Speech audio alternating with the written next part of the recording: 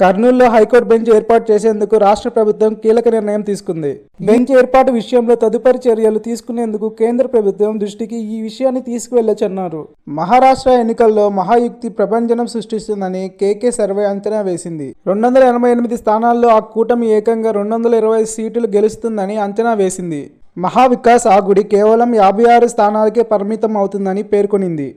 గంజాయి, ఇతర మాదక ద్రవ్యాల రవాణా, సరఫరా, అమ్మకాలను అదుపు చేయడానికి కొత్త పోలీస్ విభాగం ఏర్పాటు చేసేందుకు రాష్ట్ర కేబినెట్ ఆమోదముద్ర వేసింది.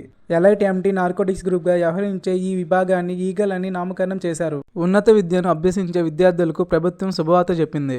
ఈ విద్యా సంవత్సరం నుంచి ఫీజు రియంబర్స్మెంట్ కింద చెల్లించాల్సిన ఫీజును నేరుగా కాలేజీ ఖాతాలోకి జమ చేసే విధానం తీసుకొస్తుంది.